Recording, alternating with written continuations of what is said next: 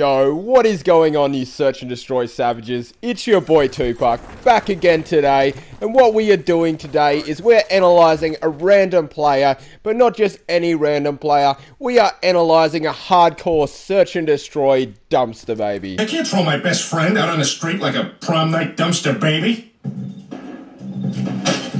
Hey, what are you doing out here? Don't you want to dance? Sure. I'm just a prom night dumpster baby. I got no mom or dad.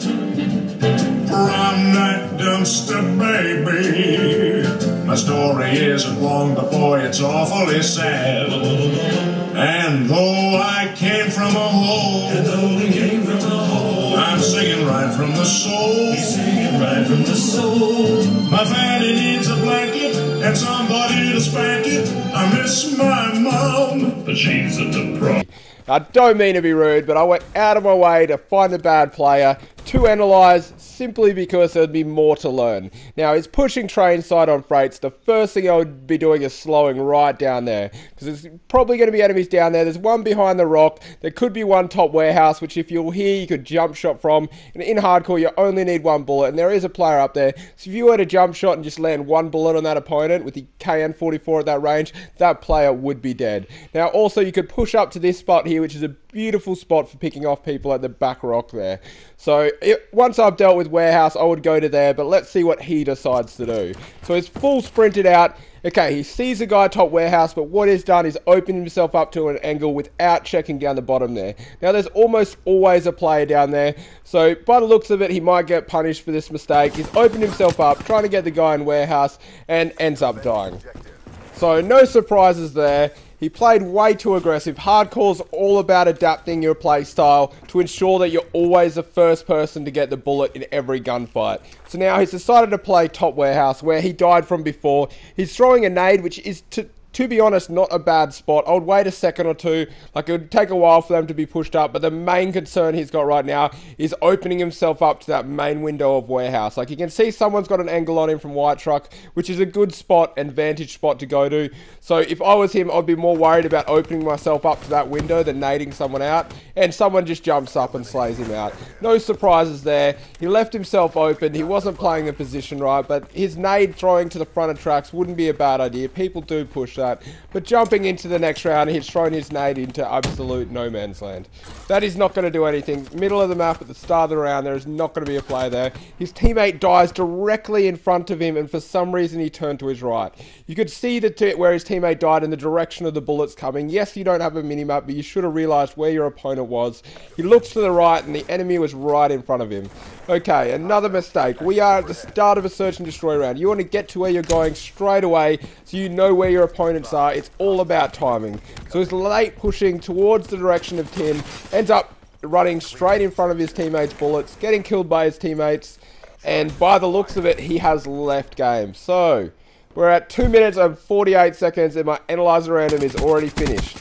Alright, I apologise guys, I've had to go and get some gameplay and throw it over the top because I did not want to end it so quickly. I know it was a lot shorter analyzer random and like there was less involved, but you can blame the original Abo, as his gamer tag said. He must have been the first Abo in the whole of Australia, the original one, according to his gamer tag. He's decided he's had enough on Fringe, he's died a whole bunch and then his teammates killed him, so he called it quits and left the episode short. So don't blame me, blame him. Now, what I'm running in the gameplay today is the KN-44 assault rifle, and this gun, I cannot stress enough, is a goddamn animal in up close and in medium, like, distance engagements. Like, this assault rifle probably, in my opinion, outperforms every other assault rifle in close quarter situation. It can even rival SMGs. Like, you can challenge SMG users with the KN-44. It's like an AR SMG, and that's how I use it in this gameplay. I use it as if it is an SMG, but it does have nice medium range on it as well. Now, it's got the reason it's so good up close is simply because it has a monster 3-shot kill range. Like, this gun, it will absolutely melt you with 3 shots, whereas all the other assault rifles are like 4 shots, and the KN-44 has a decent 3-shot kill range. Now, the KN-44 is a bit of a weird one in the assault rifle category. Suppressor doesn't hurt it that much, but long barrel doesn't help it that much. So the KN-44, if you were to use an assault rifle suppressed, use it with the KN-44 because it doesn't get a massive range decrease like all the other assault rifles, but I wouldn't suggest running long barrel on it because it doesn't help it out all that much. So what I got in this gameplay is just grip and stock, so I'm running a tactical and a lethal. As you would have seen me use a C4 at the start of the last round and try get it in that room and fail twice. Now, I'm rocking a bit of different. Like, I like mixing up my lethals. You never get to see me running trip mines because A, I'm not a dumpster baby, and B, they're not that great anyway. But C4 is like sort of like an old school like lethal. I would say frag grenades are better in this game, but simply because like back in the heyday MW3, C4 was my signature lethal.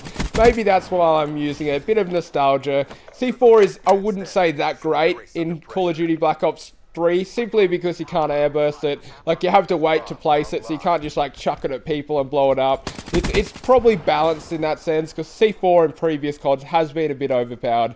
Like, people would C4 you mid gunfights and win. Like, that's how overpowered it was. You're gonna see a fail from me up here.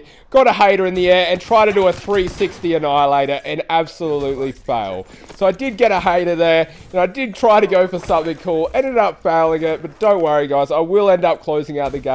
If somehow they had ended up winning after me failing a 360 annihilator, my team probably would have hated me, but that wasn't the case, so it's all good.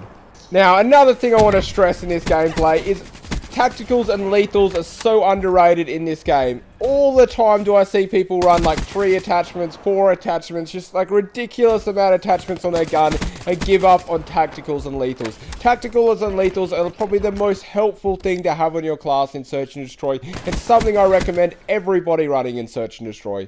Like, too often is it being swapped out for attachments. I said it in my creator class, so just keep that in mind next time you're creating a class. Remember, tacticals and lethals are like the essence of S&D. Giving yourself a tactical advantage in S&D is a big factor and something everyone should have on their class. Anyway, that's all for today, guys. I do apologise about the shorter Analyse a Random video. So I did whack on some gameplay. There wasn't as much to learn in that video, but hopefully you did learn a thing or two, and hopefully you did enjoy the video.